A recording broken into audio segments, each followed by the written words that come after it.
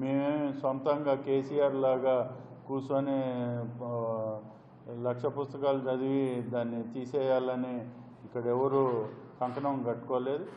అధికారులు ఏదైతే సూచనల మేరకు ఆ రోజు రిటైనింగ్ వాల్ నిర్మించాలనుకున్నప్పుడు అప్పుడున్న సిఈ శంకర్ నాయక్ గారు అప్పుడు సిఈగా ఉన్నప్పుడు దాని మీద ఎంబోయింగ్ మీద సంతకం పెట్టాలి, ఆ రిటైనింగ్ వాల్ కట్టాలని అంటే ఇక్కడ చెప్తా అనేది టెక్నికల్గా ఇది అడ్డం, ఇది ఉండకూడదు, ఇది తీసేసేటైతేనే నేను దీని మీద సంతకం పెడతానని అనటం జరిగింది. అదేవిధంగా సంతకం జరిగింది.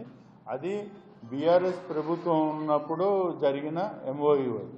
మరి వాళ్ళకన్నీ తెలిసి ఇవన్నీ జరిగి చెప్తా తీయాలన్నది అప్పుడే తెలిసిన విషయం అయినప్పటికీ మరి ఈరోజు మరి వాళ్ళ కార్యకర్తల్ని మరి చెప్తా దగ్గరికి పంపించి మరి బురద జల్లే కార్యక్రమం కాంగ్రెస్ ప్రభుత్వం మీద మరి ఈరోజున్న ఇక్కడ అధికారిక నాయకుల మీద బురద జల్లే కార్యక్రమం చేస్తాం.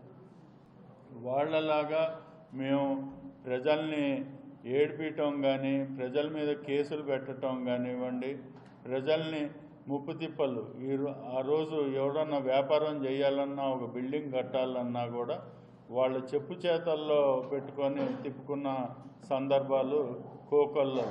ఆ రోజు ఉన్న ప్రతిపక్షం వాళ్ళు ఈరోజు మేము నిన్న ఆడ చెప్తా దగ్గర పోయి ఇన్ని చేసినా మేము వాస్తవాలు తెలియజేయటానికి పత్రికా సమావేశం పెట్టి ఆ రోజు ఏం జరిగిందనేది పూర్తి వివరాలతో మేము ముందుకు వచ్చి మీకు తెలియజేస్తున్నాం. మరి ఆ రోజు అలా ఉండేది కాదు. ఒక చెప్తా దగ్గరికి పోయినా లేకపోతే ఏదన్నా ఒక ప్రభుత్వ కార్యక్రమం సరిగ్గా అమలు కావట్లేదని అడగటానికి పోయినా ఏమంటే మాకు తెలవకుండానే మా మీద ఒక కేసు నమోదయ్యింది.